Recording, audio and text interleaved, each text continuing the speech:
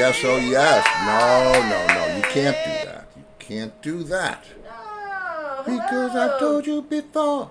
Children of the lawn. Children of the lawn.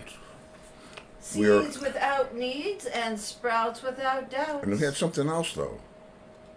That's right, Sue. Roots Keep without your eyes toots? on No. Roots without shoots. Toots. Shoots, yeah, there you go. There you go. Roots without shoots. Yeah. I like that. Now, Sue was driving home from work, and So- everyone was telling her to be safe. Yes, well, do be safe. Watch out! No. Oh, God. You know, my best car pranks were with Larry. McGowan, not Hobbs. Yeah, oh no, not Hobbs. Larry McGowan. We'd be driving home from a gig. He's the only other one in the car. And I'd be trying to wake him up, but he'd be past that point. And I would just slam on the brakes and scream or turn the radio up real loud. It used to piss him off, but it kept him awake. I mean, I'm driving by myself at 4:30 in the morning. I need a co-pilot, of course. It used to piss me off when I'd pass out from drinking and all of a sudden I feel the boat is rocking because you're swerving the wheel and I have to say, pull over, pull over.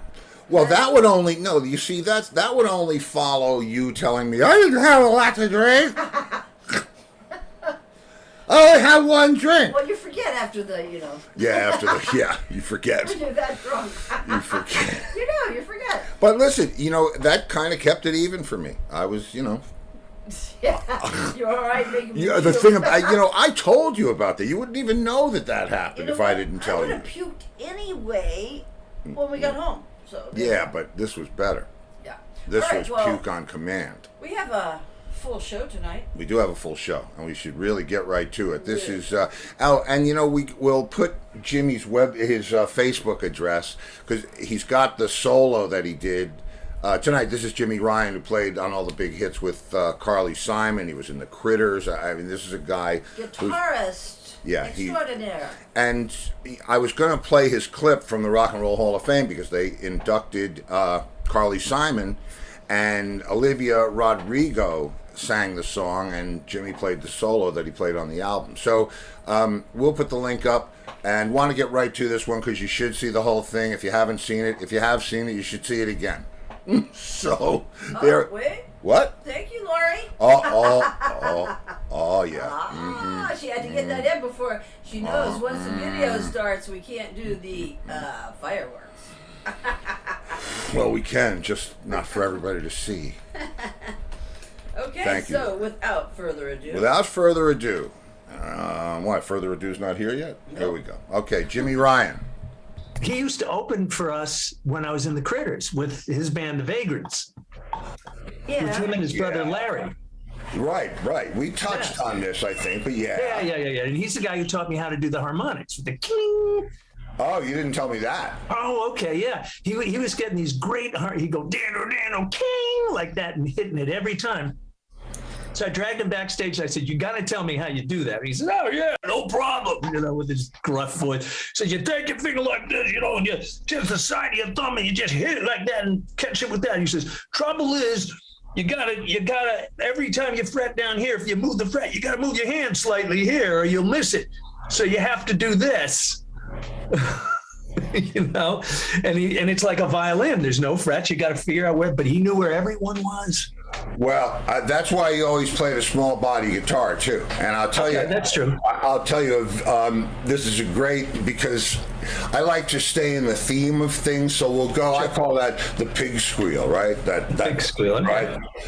And so and this is a John and Leslie story too. Just to mix it up. I need Leslie to do a guitar track and a vocal on a track that we did for a television show, blah, blah, blah. Okay. And so I said to Leslie, you gotta, let me get a couple of pig squeals in there, man. Come on. Sure. You're not paying me enough for pig squeals, Steve. That's the voice, yeah. Oh, believe me. Hey, I've gotten this. This is the phone call, 8:30 in the morning. Steve, yeah, you want to play on my album? Sure, when? In an hour. He was a troubled soul, but damn. Oh, God. He called me a few weeks before he passed away. Yeah, really. And he said, I just want to let you know I moved to Florida. I'm living in Florida now. Oh. And I said, that's great, man. How you doing? I got one fucking leg. How do you think I'm doing? One leg? Oh, yeah, he had to have his leg amputated. Oh, man, yeah. What happened to his leg? Diabetes, no. Yeah. No. Yeah, he and his brother were pretty druggy. I think they crossed some red line. I don't know if that had. I don't know. Listen, Who knows? Well, he was very overweight. Yeah, I think. Always was. And the thing about Leslie, if he can be miserable, if you can possibly be miserable with him. Yeah. I remember when they did the diabetes thing, because he was having these like really sonic meltdowns, the mood swings from the insulin or the lack of whatever it was. And he was on what's that, anti-heroin? Yeah, and he was on methadone. He was on a methadone program, so he was really going through some shit. And we get off the bus one day, and he says, "Look at this! I got this new machine." And he puts his finger on the thing. I guess it stabs him, and it gives him his blood sugar and this and that. I know that one. And so I don't know anything about it. So he says, "Come on, you do it." I said, "Why?" He said, "Because you never know. Come on." And he makes me do it. And he goes, fuck. And I said, "Well, what?" And he said, it's perfect. Tell him about the Krispy Kreme. No. I guess whatever 300 is or whatever it's supposed to be, that's what I was. And he was like, I would be concerned about that needle getting into your veins after it was in his, Well, yeah, true story there. True. But I think there's something it does that, I don't know. Yeah, that's a good point. Yeah. They encourage you not to swap needles. Yeah. For good reason.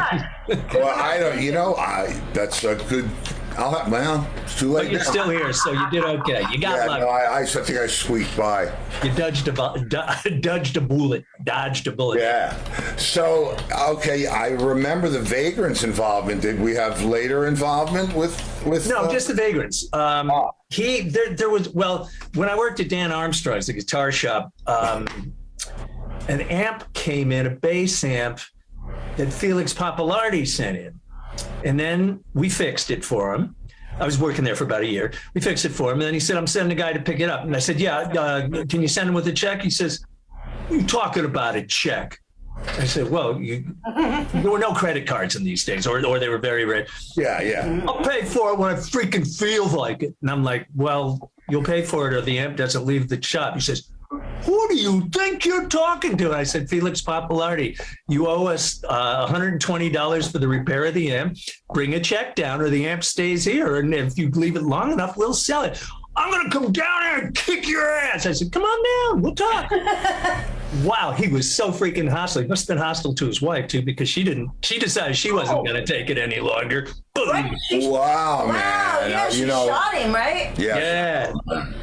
Hey, Felix, where you going? That gun in your hand. Wow, man. Yeah, We well. did not know him. So the funny Leslie story, it's not even a funny story. What he thought was good stage wear, he opened up for us, and Leslie's, he's a 300-pounder easily. He had a full 360-degree cape on that went almost to the floor that was feathers. He looked like a freaking nuclear turkey.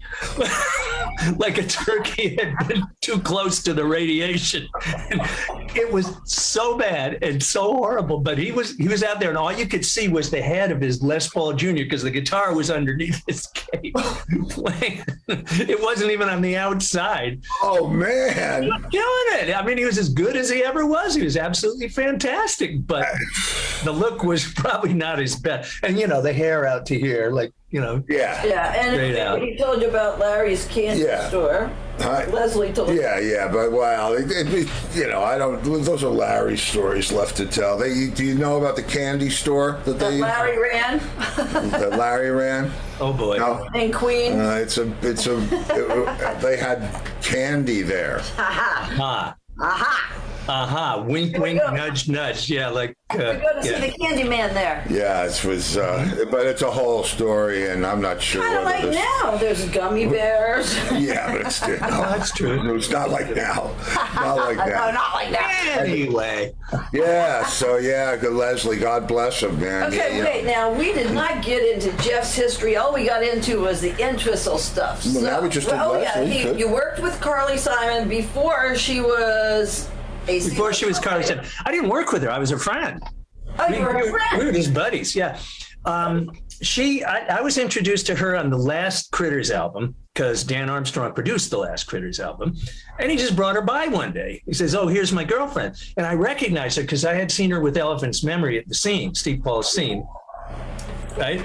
Elephant's Memory. Wow. I was their lead singer briefly.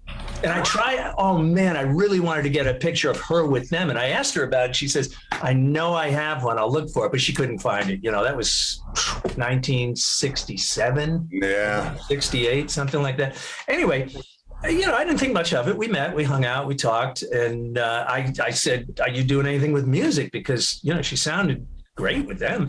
She said, not really. I'm just kind of a secretary at the moment. And I went, oh, okay, well, whatever, So then I went to work at the store, and then she would come and hang out at the store all the time. So we'd go out on double dates together.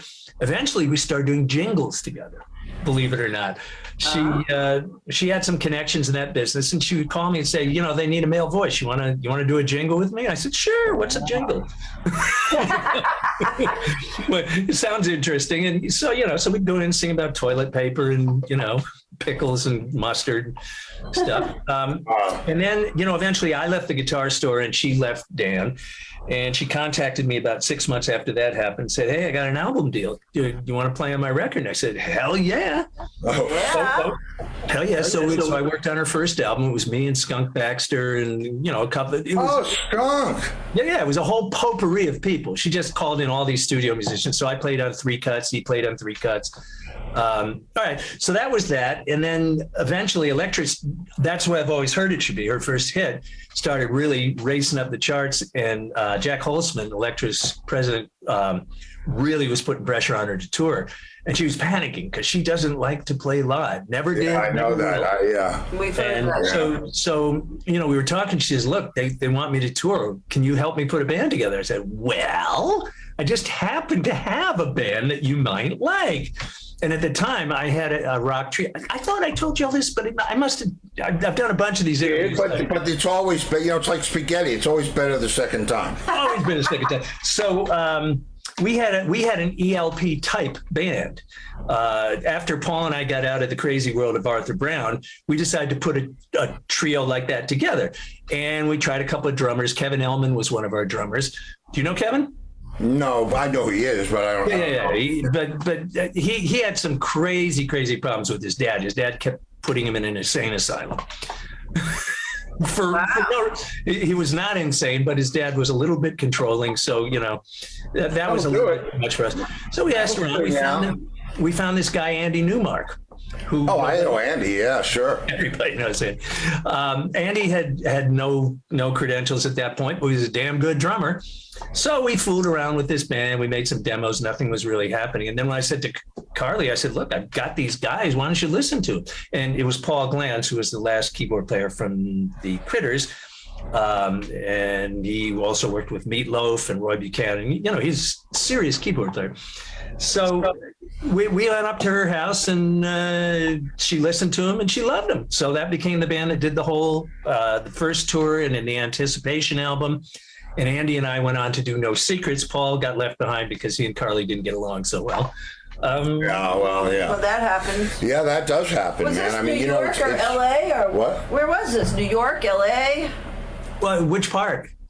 Where you and Carly were. Oh, New York. New York. She had an apartment, I think 35th or 36th Street. And I had one on 38th Street, so I was just up the block from her. So, we would just go to her living room and rehearse, because those are the folky days. It was acoustic guitar. I had a little Trainer bass amp about, I don't know what, now it's on camera. Okay. About this big, a little thing like that. It was perfect. I played Carnegie Hall with this bass amp. Wow. You mic the thing up and it's as big as the PA system. That's, so she was acoustic piano, Paul, and back and forth with that and guitar. I would play acoustic guitar. Paul would come off the piano. She would get on the piano and Paul would play bass. So we would just swap instruments around and do the whole set. That's great, man. I mean, that's very creative and very appropriate for that period of music, that it would be that kind of cell of, of chemistry. That's really what makes all the great things happen. And she's an alto. She's not a soprano. So she has a very rich, full voice. So between that and the acoustic instruments, the sound was as big as a house. It didn't need much. When you're using all acoustic instruments, like a big piano and a 12-string guitar with a bass and tastefully played drums, that's a big sound. Yeah. Especially in a place like Carnegie Hall, where we played with Cat Stevens. Cat Stevens' band was pretty much the same thing. He had Jean Roussel playing keyboards. He was playing acoustic guitar. Alan Davies was his other guitar player. Had a couple of girls singing sometimes he didn't. And Jerry Conway playing drums, and that's it. And he sounded great. Those were the days when you could do it. That was back in the day when everybody was listening to one another too. Then it got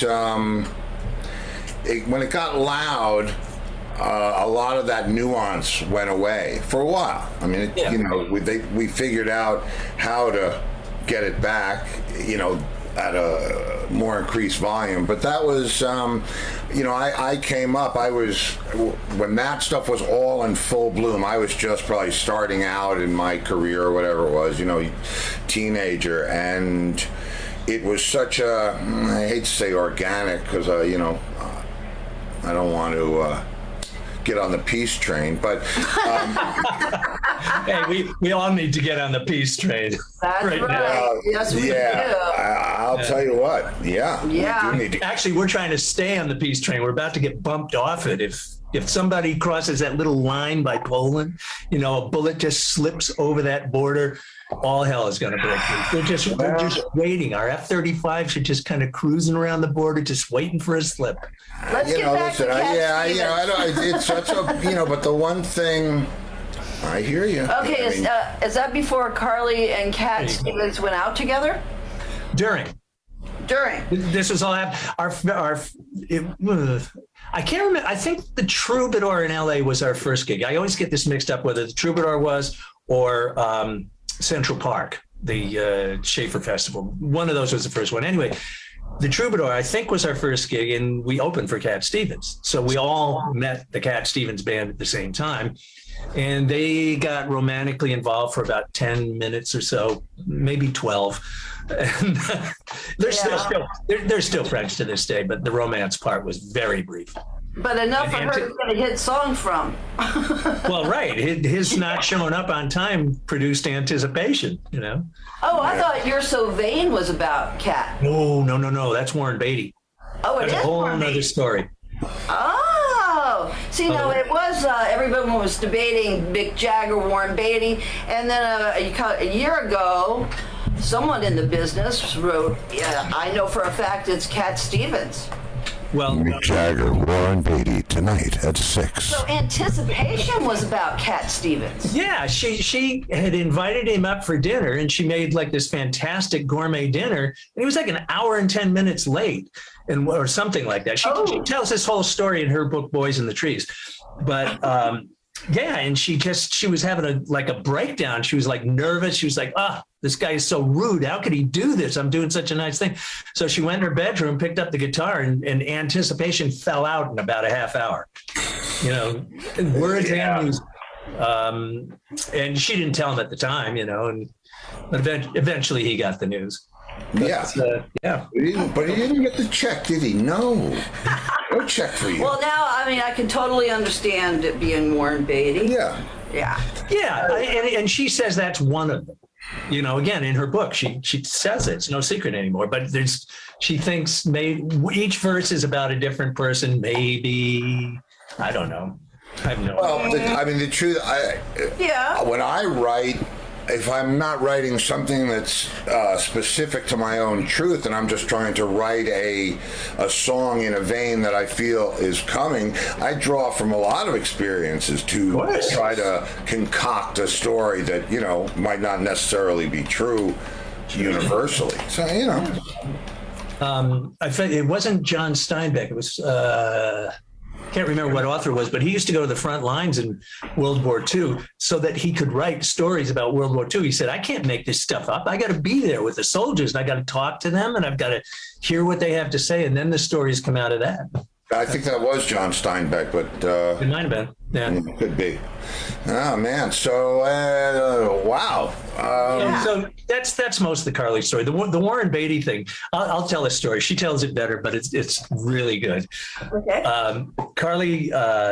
First of all, I thought the story came out of an interaction, or You're So Vain came out of an interaction I had with Warren Beatty, which was we were playing at the Troubadour, and somebody knocked on our dressing room door, and I opened the door, and there's this dweeby-looking guy, big glasses, and one of those flammable rayon shirts with a collar about 6 inches high, and he says, "I'd like to see Carly," and I said, "Well, we're about to go on, maybe after the show." I said, "I'd like to see Carly." I said, "Dude, later." And I slammed the door in his face. So I turn around, and Carly's sitting over there on a sofa with a guitar, and she's looking at me with this very wide-eyed, deer in the headlights stare. And I go, "What?" She says, "You have any idea who that was?" And I go, "No." She says, "It was Warren Beatty." I went, "Oh, shit. Oh, no. Let me go get him. I'm so sorry." She said, No, don't. She said, "He needs that." She said, "I don't think anyone has ever done that to him, and that was freaking wonderful. Leave it." And I said, "Okay, yeah, you got it." And I swear that's where You're So Vain came from. I asked her about it because when she wrote Boys in the Trees, she first contacted me, said, I have to write a biography, my publisher, blah, blah, blah. Please send me everything you remember from those days. And I did. And I sent that story. I said, am I right about the Warren Beatty story? She said, I'll never tell.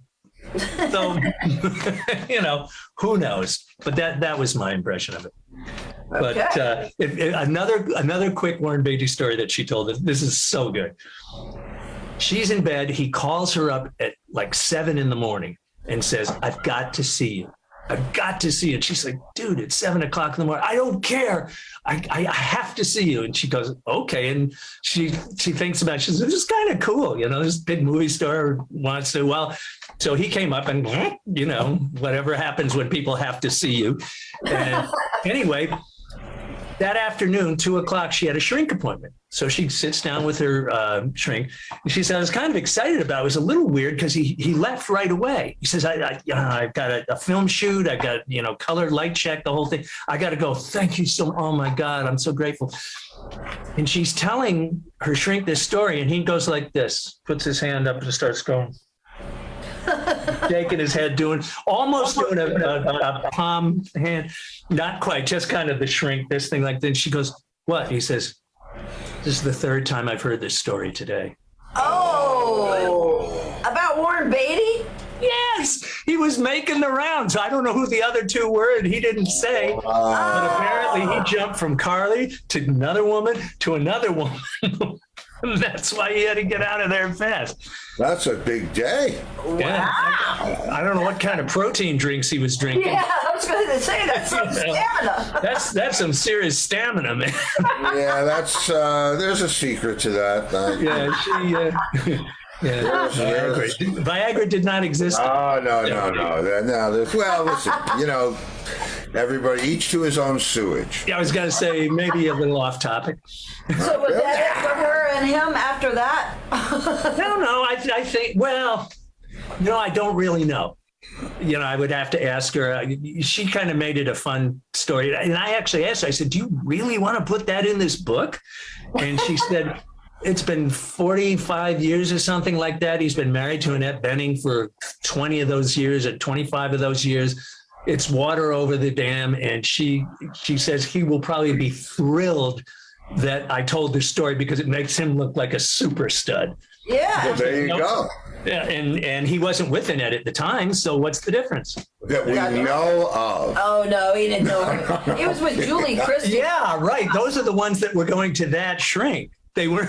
Yeah, it was Annette and Julie. Well, hey, you guys want to make a movie? Our viewers have two different things to say. One of them, who is a man, says, what a thug. And the other one, who is a man, says, what a man. Okay, there you go. Two different viewpoints. Two different viewpoints. Two different views. Yeah, and you know what? If Warren Beatty's a dog, he's got to own it. Hey. Yeah. Right? Hey, people like dogs. You know what? I'm not even going to go into the We can move along. Well, but I tell some of these stories in the book. I'll tell you what, I've never had. Oh, yeah. We sold at least one of those. The next day. Oh, yeah. Great. Sue Lacente bought one. Mm-hmm. Who did? Sue Lacente. Nice. Thank you, Sue. Yep, she lives in Pennsylvania, and she watches the show every night, and she bought it and told us. I bought his book yesterday. Nice. Yeah. Very good. Yeah. So you want to show that book again? Yeah, go do it. It's a juicy book. It is a juicy book. I don't really dish on anybody, but what I do is I tell the truth, and sometimes it's really funny, sometimes it's tragic, sometimes it's weird as hell, but it's always the truth. And that all the stories that I tell, I just basically sit you down next to me and you're there. That's how I tell them. It's all in first person, and I walk you through the corridors of wherever we are. Well, she's 40 I'm up to pages 71 in. 5-stars on it. Oh. Yeah, well, she's 40 pages in. Yeah, she's 40 pages in. Yeah. Oh, wow. Okay. Yeah. That's the B side of 30 Days in the Hole. Okay. 40 pages in. Were you going to have me read a short chapter or something? Did we talk about that? I would love that. Yeah. We said if you were down for it, we would love to do that. All right. Let's do the Sly and the Family Stone chapter. Yeah. Oh, yes. Steve has one of those too. Yeah, but it's not, Not in the book. No, it's not in the book. All right. I got to find it. This is from Jimmy's book. I should have had this all set. What chapter is it? No, that's all right. Okay, it's page 91. Okay, page 91. Follow along. Students, if you And please Sly. turn I'm to going to take page these off because I can 91. see better without them. Sly Okay. and the Family Stone. So, thought it's a family affair. What do you do when you're on your break from a gig at the Troubadour with one of the biggest rising stars in the USA? Why, you audition for Sly and the Family Stone, of course. I'm not kidding. Jerry Gibson, Sly's drummer, had left the band, and our Andy Newmark got a call from his friend, Pat Rizzo, Sly's sax player, and they were looking for a replacement. There were all kinds of internal conflicts going on with the band. That could mean trouble on the horizon, but Andy knew nothing about them and was eager to jump in and audition. Here's the true story. Okay. Sly would finish. We would finish our first set with Carly, and after a quick equipment shuffle, Cat Stevens would come on and do an hour and 15 minutes. Then the first audience would exit and the second would be seated, which takes about 45 minutes. That leaves a 2-hour window to get into our little budget rental car and head to 783 Bel Air Road, Sly Stone's Beverly Hills mansion. I volunteered to be Andy's wingman. The Troubadour isn't far from the Beverly Hills, so the journey took about 14 minutes. We pull up in front, park in the driveway with a few other cars, and look at each other. Me, you ready for this? Andy, yeah, no. I don't know. It's kind of weird, just showing up. So I say, did Pat call Sly and tell him you were coming? Andy, not sure, maybe. And I say, oh, what the hell? Let's ring the doorbell. What's the worst that can happen? Andy, okay, let's go. We do that. We're met at the door by a very large gentleman who looks like he spends 10 hours per day at the gym and hasn't had a pleasant thought in 20 years. He opens up the door with a grimace and says, what do you want? Andy explains the call from Pat Rizzo and the possibility of auditioning for the drummer position. And Mr. Big says, wait here, and closes the door. He comes back a few minutes later, still looking like he caught his wife cheating with the pool boy, and makes the my boss said to let you in head gesture. My contact lenses are freaking out right now. Take your time. Okay. He then walks away and leaves us standing in the vestibule. So far, so good. Everybody's being nice. A woman approaches from the other room. It's Rose Stone, Sly's sister. She says in a fuck you accent, go sit over there. Not wishing to be nosy and ask her if someone just punched her in the face, we oblige and take our seats on a narrow bench in the hallway. After about 10 minutes, an older gentleman comes into the hallway and without introductions or welcome to the happy home of the family Stone, simply says, Sly will see you now. Go upstairs, first room on the right. That was Sly's dad, we found out later. Stuck in what feels like a carnival funhouse, up the stairs we go, cautiously approaching the first room on the right. As we enter, we notice 3 men in suits sitting in chairs facing a large waterbed on which Sly is lying face up, eyes closed. Are these people Sly's lawyers, managers, accountants? Have we walked into a business meeting from the Twilight Zone? It's not clear whether Sly is asleep, unconscious, or dead. The room's floor, ceiling, and walls are covered in black fur. I'm sure it was insulation to keep Sly warm in the harsh and unforgiving Beverly Hills winters.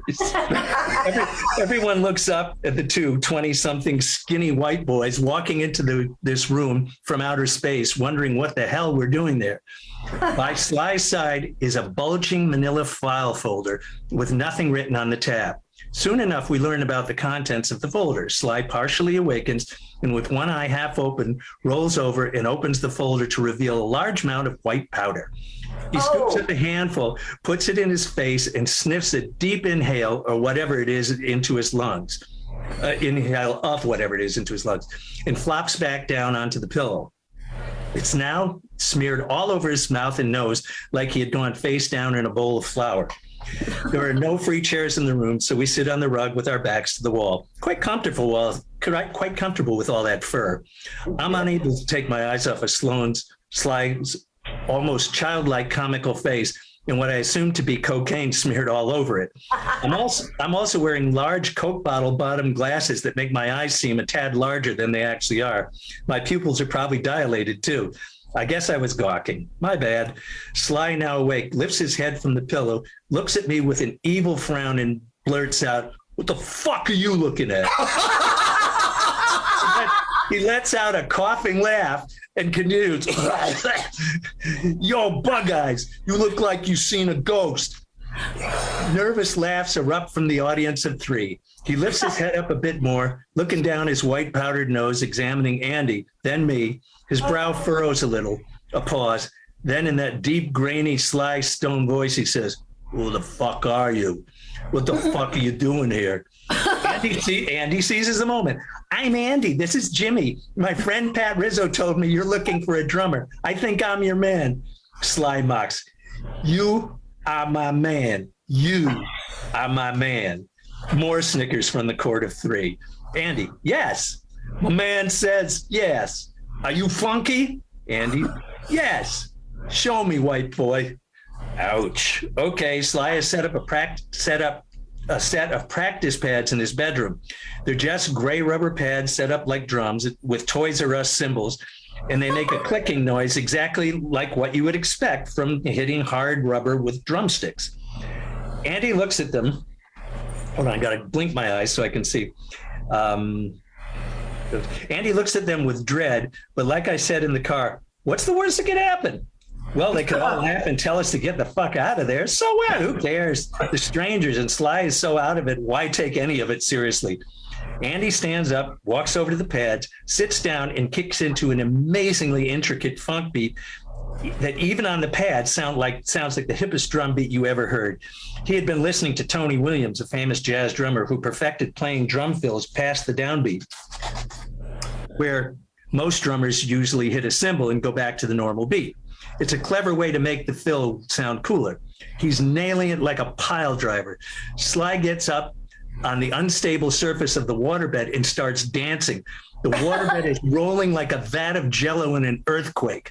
The three others track his movements with bulging eyes, ready to catch him before he loses his balance and impales himself on a bedpost. Sly lets out a hoot and shouts, "You are funky. You a funky motherfucker. That's what I'm talking about. That's the shit. Play that shit. I love you, man. You in my band, motherfucker. You in a Family Stone." Wow. After 15 seconds, Andy plays another "How the hell did he do that?" fill and ends with a hilarious splat on the crappy tin cymbal. Andy says, "Thank you. Wow, that's great. Listen, I'm really sorry, but we're playing at the Troubadour tonight and we have to get back for our second show. Can I leave my number?" The others now demonstrate that they can in fact speak, and one of them approaches. He extends his hand and says, "Cool, man, you made my man happy. We'll be in touch."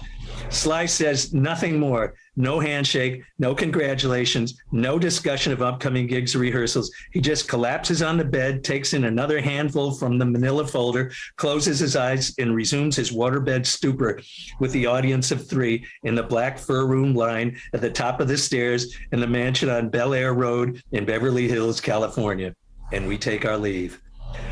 I want to be overly friendly to Rose on the way out as a send-up to her prison warden greeting when we arrived, but neither she nor anyone else is around. We let ourselves out. Before we get into our humble little rental car, we run into Sly's driver, who is hanging out by his car in the driveway. Unlike his employers, he's friendly. I notice a pit bull behind the fence eyeing us with a disquieting low-frequency sound coming from his throat. Looking back at the driver, I ask, "Is he friendly?" The driver says, "Yeah, friendly. Well, someone messed with the little guy a couple of weeks ago. He took a shovel with a maple handle and leaned on the fence, teasing the dog with the handle. The dog bit the handle in half with one chomp. Do you have any idea how hard it is to bite a maple shovel handle in half? It could take you 5 minutes to saw through it. I had the feeling he was pulling our chains. But after everything else we witnessed that night, I was not interested in putting it to the test. Sly's next gig was in Philadelphia. Andy's many attempts to get in touch, many attempts to get together with the band and rehearse proved futile. Sly and the Family Stone were notorious for not showing up for gigs or having individual band members not show up. Yep. So that added to Andy's discomfort and frustration. The band had been mired in internal disagreements, excessive drug use, and had become dysfunctional to the point where the only reason they were together was to support their drug-fueled lifestyle. The Philadelphia date came around, and the first time Andy played with them was that evening when he walked out onto the stage.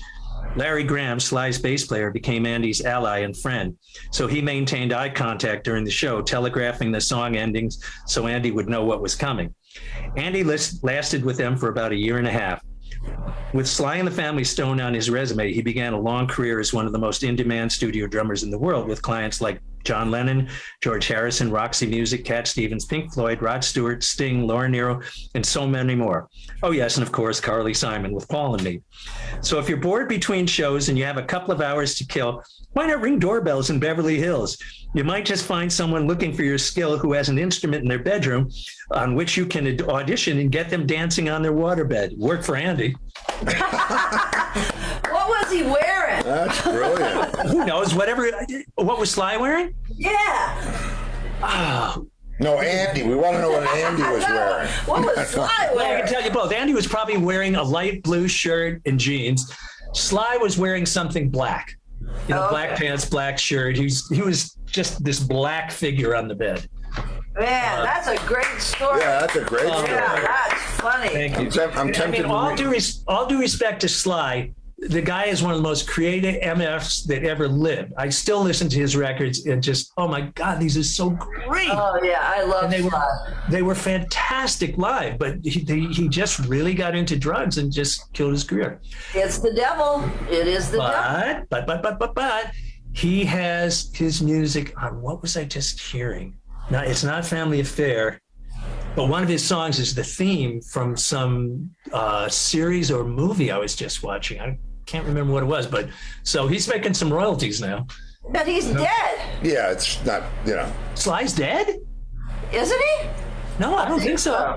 No, I think he's Oh, 78 blind and data. curiously still alive. blind I will data. find out. Blind Google data. it. Yeah, I'm pretty sure I I'm Googled it. Googling. Oh, boy. Oh no, he's not dead. How old? He's 78 years old. Yeah, I got it right. Yeah, he'll turn 79 on the 15th. Okay. See, now my children of the lawn are out there saying, no, he's not going to tell his Sly story Well, again. you have to, Not going to tell his You have Sly to. story again. because of. Oh, you got one? Oh my God. Yeah. Hit me. Yeah, I got one. Did you play drums with them as well? No, almost. Maybe. No. I don't know. You tell me. He was a kid. I'm recording at CBS, which is all those in the city, all those studios above each other. Oh, sure. Yeah. And they're all like exactly the same studio. And This is New York? Yeah. You just sold another book. Lori Richardson's going to buy one right after the show. Yay! All right. There you go. Ching, ching, Oh, ching. it's wall-to-wall stories like that with very famous people that you know. Yeah. So, we had the session after the Rascals. The Rascals, come to find out, because I talked to Gene almost every day. Years and years ago, I said to him, do you remember being at CBS Studios 1970? Yeah, of course I remember. That's the day we broke up. It was like, oops. So we were the next session, and we were going to trade our band as a band for some studio time. Yeah, they were like. So we cut the rhythm tracks first, and somebody said to me, "Man, you got to go see Edgar Winter. He's up in Studio E, right?" So okay. So I get I'm 17, I think, and Long hair. it's typical Hippie. And so I go up there, and the doors open into the lobby of the studio, and you can see the studio doors open, and there he is sitting right there. Come on in, man. He's, you want to get high? That's why I Oh, can't. sure. Ah, shucks. All right. I with Edgar. And he goes through a pack of Marlboros. I'll try to get through this story so I don't put my people that have heard this Oh, 12 they're saying times this to is the sleep. best story, Steve, so they And like it. so he's going through his cigarette pack, right, and he finds the one that has the mark on it. But he lights it, and he passes it to one of the girls that was singing background, and they comes around to me, and I hit this thing, and it's like, huh? Doesn't taste like And- pot. Well, and I hit it again, and all of a sudden I know. I mean, there's a whole thing. He said, I'm going to do an overdub. He was doing some B3 solos on. I mean, it was just crazy.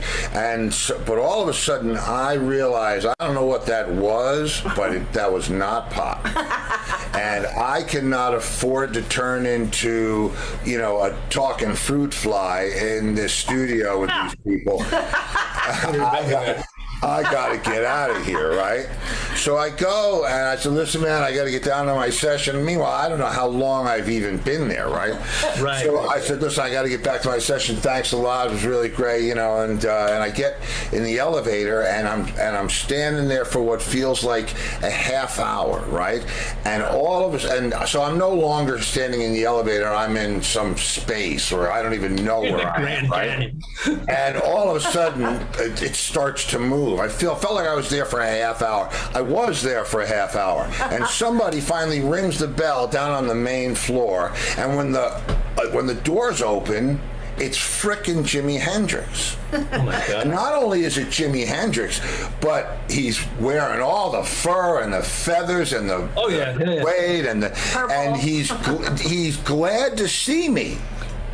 And I'm thinking, wait a minute, what? Hey, man, he's talking about Rosie this and this and that and the other thing. And come on, let's go. And I'm staring at Hendrix, and I'm thinking, wait a minute. And you're out of your mind at the moment, right? Oh, yeah. And Hendrix is dead, okay? So he's already dead. But here he is, and I'm thinking, Oh, wait a minute. oh, yeah.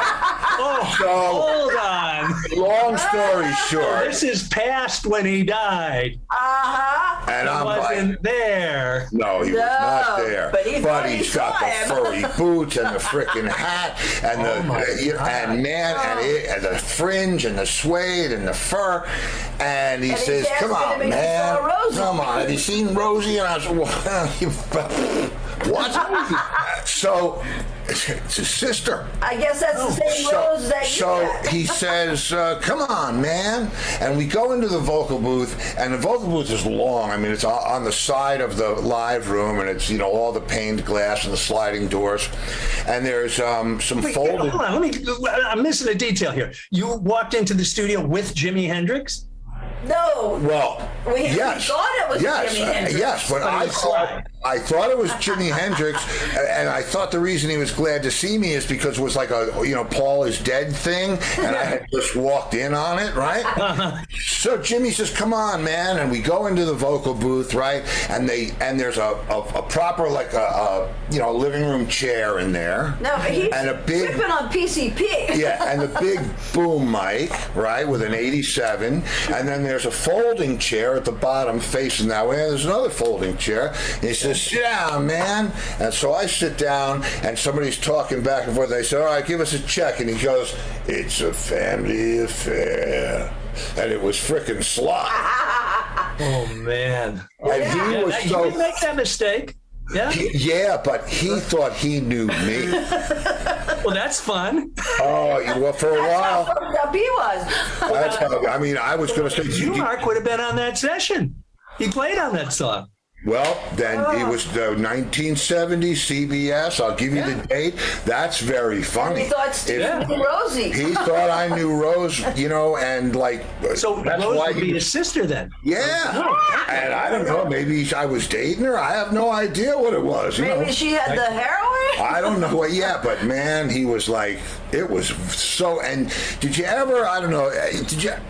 Smoking pot, I never felt like that before in my life. And I'm No, like, of course not. trying to see Hendrix. I'm like, trying to see him. Like, this can't be, my mind is just not working. And Oh man! And then I finally find the band. I don't even know how that happened. Well, you realized it was Sly when he started. Well, singing. I realized that I had to get out of there because he was cutting his vocals. So I left, and then I forget who came in. Maybe Tommy or somebody said, "Hey man, where you been?" I thought, hanging out with Hendrix, man. So it was. That's my Sly story. That's his Sly story. That's my Sly story. Yeah. Wow. And it's But Sly didn't know some. Edgar Winter did. yeah, it was Edgar Winter was DMT, some angel dust or something. DMZ. Yeah. Yeah, DMZ. The demilitarized zone. No, that's the militarized zone. That's not Yeah.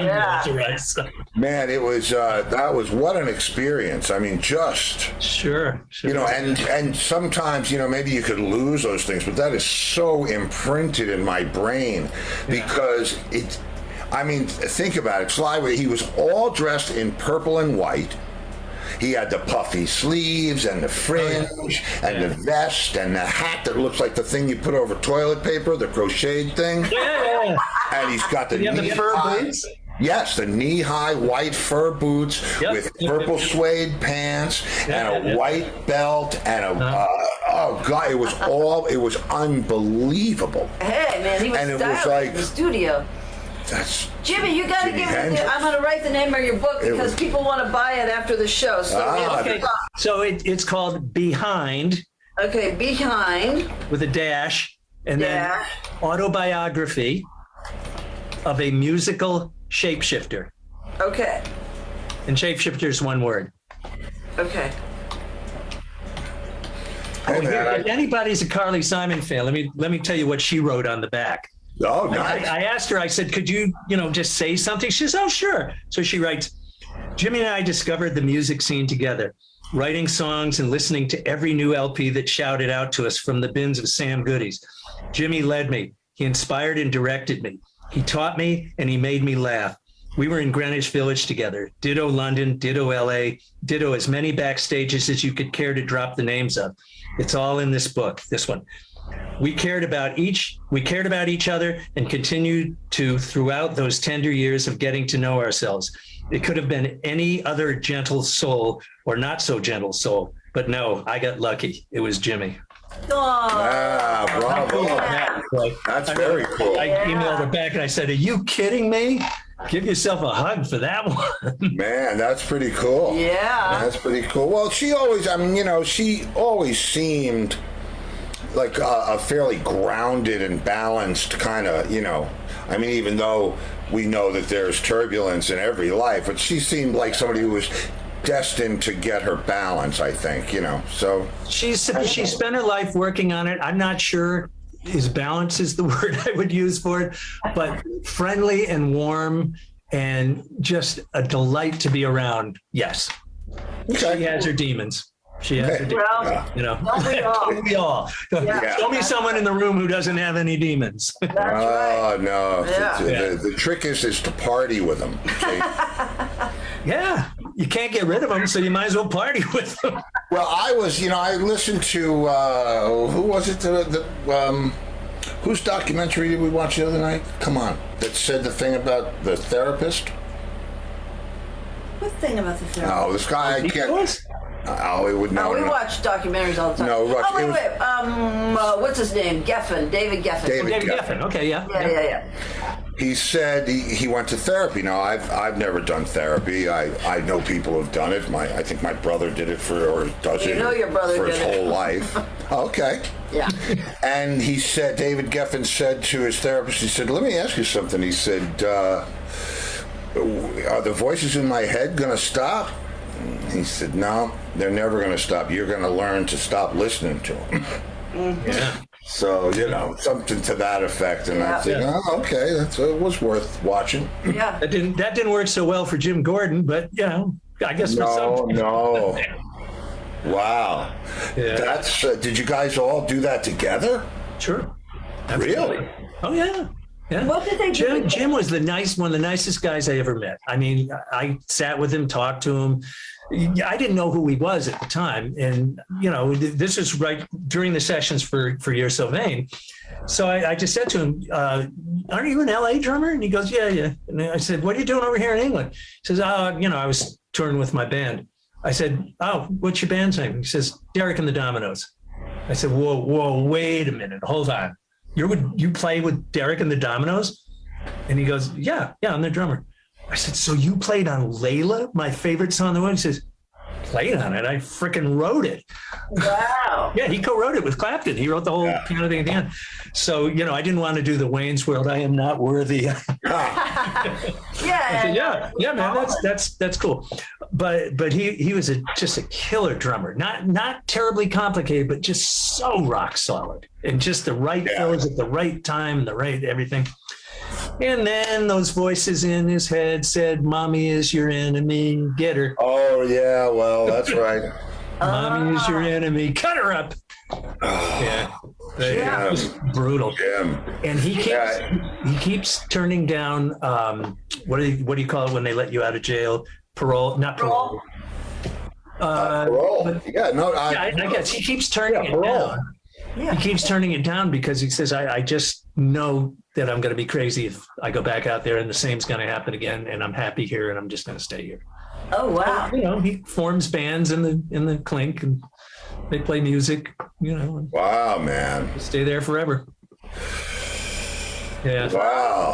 Well, hurt people. So, Yeah. And I think like 9 out of 10 people go to therapy and, they do blame it on their mothers.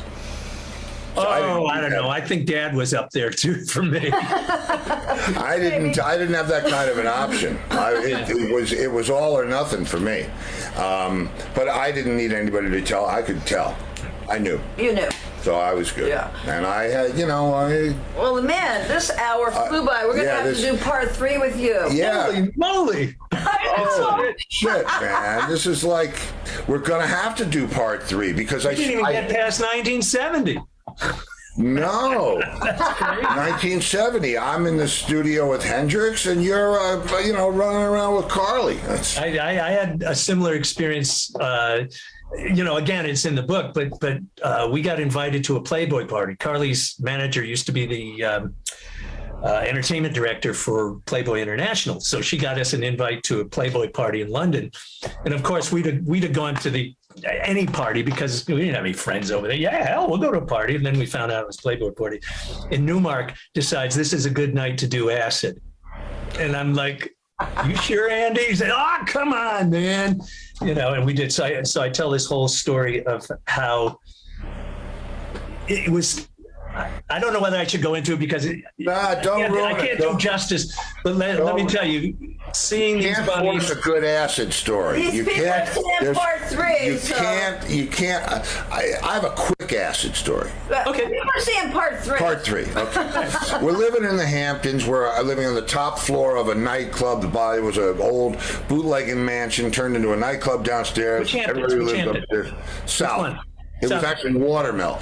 Mid-East General Store, if you remember. No, well, I used to have a house in East Hampton. Wow. No. Okay, so they were house band for. Of course, that's right, the Southampton connection. Okay, so we're the house band there, right? And we're 71.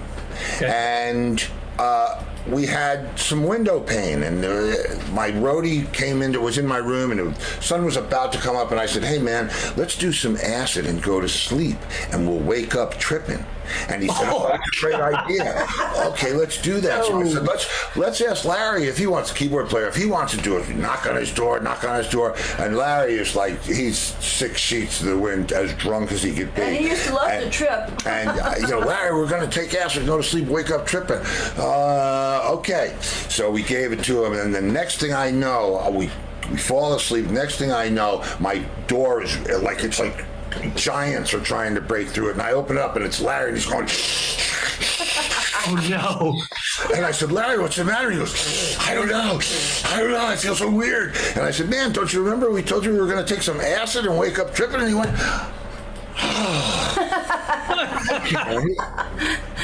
Oh God. That's the shortest acid story I have. And just like that, he was, that's all it is. Man, and yeah. Well, you know how your mind Yeah, I mean that's a scary thing. We have 3 people saying yes, part 3. Okay, part 3. And in part 3, I'm going to read you My a story Miranda's. from my book. Well, it's backwards. It's written it in is backwards. Klingon. It's written in Klingon. It's called Luck of the Draw. Right, but Okay. it's not published yet. Yeah, but it's freaking funny. Sue said that you have many It's books funny. in you. Yeah, but this is a go. It might be too long. I'll just send it. Well, anyway. Okay. So, yeah, this was amazing. So next time I'll ask you the questions, right? Unless maybe I should ask you one question You for asked me each the questions episode. last time. Okay. Sure. I what? You asked him the questions last time, didn't you? I don't think so. Yeah, you did. Yeah, you did. We did? Yep, Yep. because his favorite place to eat is in the Wicker Park, Chicago airport. See, that's why you need her. Yep. And That's not the only reason. I know that's not the only reason, but it's helpful to have a producer who takes notes. How about that? Yeah. It is helpful to It's have great. a producer that takes note That's right. That's right. and a producer that can spell. What a fun guy. I feel like I've been knowing him forever. Yeah, me too. And it's weird because, you know, he talks about, because I didn't realize, well, I obviously realized after we had him on the show, but Carly started in New York. I mean, that was where and then they gravitated to L.A. because Andy Newmark's an L.A. player, Jim Gordon's an L.A. player. It's a completely different scene. Mm-hmm. Just like, you know, a bunch of guys that just were in that pocket of friends. And it's all about referrals. And it's as much about who you get along with as it is about who you get along with playing. I mean, you can't be out there. You heard what he said about whoever it was who didn't get along with Carl. I mean, that happens. You know. It does. And there's nothing worse than being in a subordinate role. Not that Jimmy was. But, like, if you're a side man for somebody and you're hired to do a thing and you need the gig and the guy turns out to be an asshole, it's tough going down the road with an asshole. I mean, really going. I went down the road with an asshole, and it, not a different asshole. Let me tell you what, I love the Sly Stone story that they had some freaking balls just to go to his house, uninvited, not knowing who they were, and then the drummer got the gig. Yeah, well, Andy's a good player. It's But no wonder he still. got the gig. But that's how that's That's how it showbiz. happens, yeah. That's Okay, so funny, everyone's saying it was a great throwback. Oh, good. I'm glad you Lori enjoyed said it. the guy is great. Yeah, he is great. He is great. He's a lot of fun and a really Nice, good guy. nice guy. And if you go and watch the Rock and Roll Hall of Fame induction, Is this dog? that's yeah. Yeah, this recent Rock and Roll Hall of Fame, or go to Jimmy's page, Jimmy Yeah, Ryan. he posted him playing guitar. I mean, the dude's On playing a your solo domain. at the Rock and Roll Hall of Fame induction ceremony. How cool is that? Carly couldn't make it because two of her sisters died like within a month or two. Yeah, of each that's other. a lot of stress. So, But anyway, Olivia you know, Rodrigo. listen, it's Well, I don't think Carly would have sung it anyway. You usually. Have somebody else. But think. she introduced Well, no. Jimmy Ryan on guitar. Yeah, she did. It was cool, and he was good. He was really good. Yeah. We watched it a couple times. He really He did us proud. did us proud. Did us Okay, all proud. It's 8:00. Our children are going to go watch their PBSs. Oh well, listen. If I don't see you in the future, Well, tomorrow night, Free for All Friday. Free for All Friday. And if I don't see you in the future, I'll see you in the pasture. Good night, everybody. Good night, everybody.